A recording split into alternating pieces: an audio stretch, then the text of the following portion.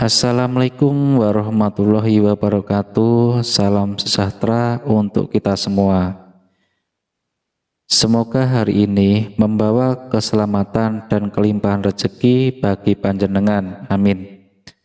Pada kesempatan kali ini, saya akan membahas tentang benda-benda ataupun sesuatu yang kalau berada di dalam rumah panjenengan itu biasanya bisa membuat suasana di rumah itu kalau tidak orangnya sering sakit-sakitan dan juga sering bertengkar.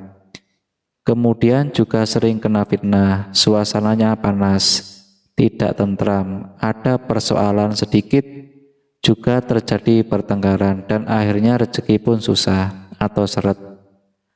Apa saja penyebab yang sebenarnya kalau sudah ketemu dengan benda-benda ini, maka panjenengan harus cepat-cepat membuang ataupun juga bisa dimusnahkan dengan cara dibakar atau dilarung di sungai. Benda yang pertama adalah kain mori. Jadi kain mori yang biasanya itu diikat tiga seperti pocong itu biasanya adalah orang yang sakit hati kepada jenengan ataupun orang yang dendam kepada jenengan.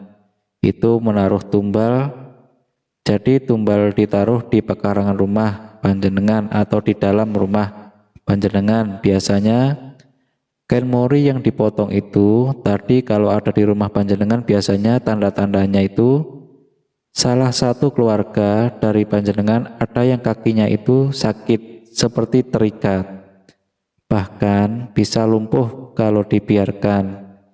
Ini harus dicari tumbal yang dikirim seseorang yang dendam sama jenengan, atau bisa saja karena sakit hati, entah itu persoalan bisnis atau persaingan dalam hal yang lain. Ini harus dimusnahkan supaya rumah tangga jenengan akan kembali adem ayem, tentrem, selamat sekeluarga. Tapi tetap dengan harus berdoa dan mendekatkan diri kepada Tuhan yang Maha Kuasa supaya diberi keselamatan, diberi kesejahteraan keluarganya. Itu yang pertama. Yang kedua, tumbal ataupun benda yang biasa digunakan untuk sihir atau untuk menyantet itu biasanya adalah tulang-tulang. Ini biasanya itu diisi mantra tertentu, di situ dimasukkan jin. Sebenarnya jadi tulang itu makanan kesukaan bangsa jin. Kalau sampai tumbal yang berupa tulang ini ditanam di pekarangan rumah jenengan, biasanya itu akan sering terjadi penampakan di rumah Anda. Kadang-kadang tidur itu diganggu kakinya seperti ditarik-tarik sama makhluk halus. Kadang-kadang bangun tidur ada orang yang tinggi besar hitam. Penampakan-penampakan itu sering terjadi kalau hal ini dibiarkan di rumah tangga jenengan akan jadi kacau.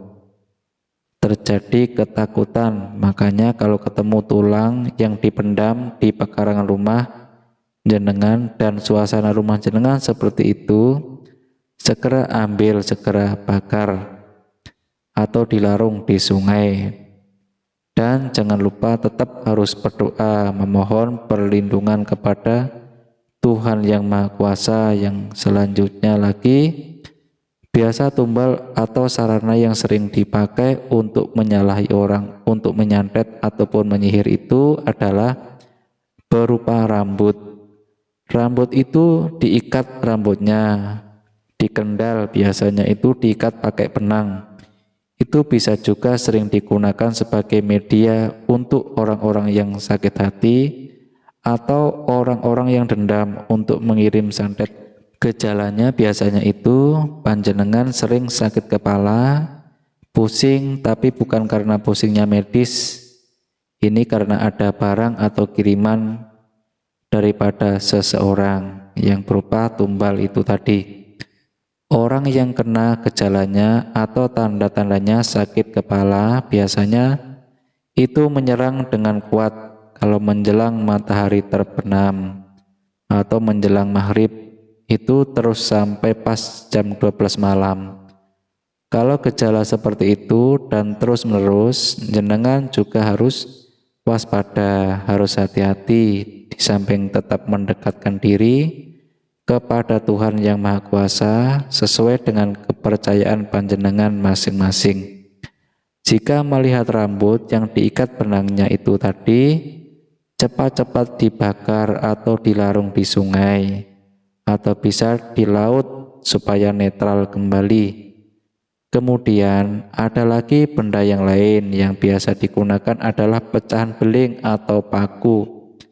Nah, untuk pecahan beling dan paku ini memang biasanya si dukun itu juga memberi mantra dengan energi negatif sebagai sarana doa untuk mencelakai seseorang. Energi negatif biasanya menyerang ke kebun jenengan atau siapa saja yang dituju, entah itu istri jenengan atau keluarga jenengan yang lain. Tetapi sebenarnya untuk energi ini yang menggunakannya media pecahan beling dan paku ini tidak begitu berat sebenarnya. Kalau mengetahui hal itu, maka cepat-cepat itu tadi dibuang atau dimusnahkan, bisa dibuang di sungai atau di laut. Dan yang terakhir yang biasa sering digunakan itu adalah tanah kuburan tua. Ini yang paling berbahaya. Kalau sampai rumah jenengan itu bisa lalai dengan orang yang tidak bertanggung jawab, karena entah itu sakit hati, karena dendam, atau karena persoalan persaingan dalam hal bisnis atau dalam hal apa saja, intinya pokoknya pengen mencelakai jenengan dan keluarga ini. Yang paling berbahaya tanah kuburan ini. Biasanya yang dipakai itu beda-beda, ada yang menggunakan 7 tanah kuburan juga, ada yang menggunakan 40 tanah kuburan juga. Dan ada tanah kuburan pun yang dipakai itu biasanya tidak kuburan biasa, tetapi kuburan orang-orang yang meninggal seperti mati gantung, mati bunuh diri, atau mati tersambar petir. Ini biasanya yang digunakan karena energi dari tanah kuburan tersebut sangat negatif dan dahsyat. Itu harus segera dinetralisir karena energi negatif dari tanah kuburan ini sangat kuat. Ini harus betul-betul dinetralisir. Ciri-cirinya itu, kalau rumah jenengan atau pekarangan jenengan itu ditaburi atau ditumpangi dengan tanah kuburan itu, biasanya suasana di rumah itu panas, tidak betah. Di rumah sebentar saja tidak betah. Pengennya itu emosi dan ngamuk. Kemudian juga sering terjadi pertengkaran antara keluarga, ada masalah sedikit bertengkar. Akhirnya persoalan kecil jadi besar. Kemudian rezekinya seret banget, semacam seperti tertutup karena memang energi negatif yang kuat tadi. Kemudian sering sakit-sakitan. Orang yang tinggal di rumah tersebut bahkan sakitnya bergantian, ada yang sakit sembuh, berganti satu sakit lagi itu, dan terus menerus. Ini harus diwaspadai. Yang namanya tumbal tanah kuburan, jadi efeknya semacam itu. Di samping suasana tidak nyaman, juga sering terjadi penampakan-penampakan yang aneh-aneh dan macam-macam wujudnya. Kadang-kadang tidur itu diganggu, ditarik kakinya, ada juga penampakan yang lain seperti pocong, dan juga ada semacam genderuwo, dan banyak sekali penampakan-penampakan. Di samping itu juga sering mencium bau yang amis, bau yang tidak sedap, anyir seperti anyir darah. Nah, ini tanda-tanda kalau di rumah jenengan disalahi orang lain, atau suasananya betul-betul seperti suasana kuburan.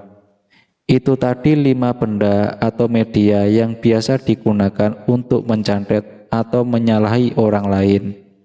Kalau hal ini dibiarkan, rumah tangga jenengan itu tadi di samping suasana yang tidak nyaman, biasanya terutama rezeki akan seperti tersumbat atau macet atau buntu karena pikiran kita semerawut. Makanya harus cepat-cepat dinetralisir supaya energi negatifnya itu jadi netral kembali, bisa hilang kembali. Salah satunya itu tadi, setelah ketemu dengan bendanya, terus dibuang atau dibakar atau juga dilarung di sungai ataupun di laut.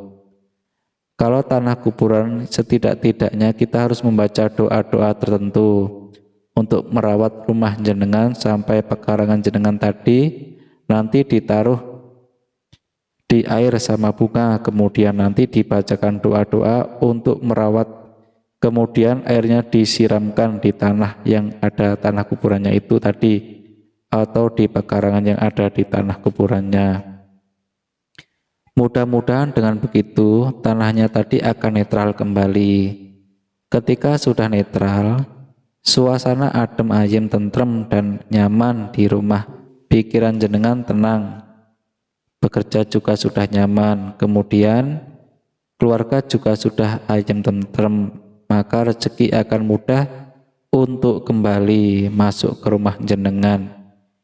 Demikianlah pembahasan kita kali ini, mudah-mudahan bermanfaat untuk kita semua. Terima kasih. Wassalamualaikum warahmatullahi wabarakatuh.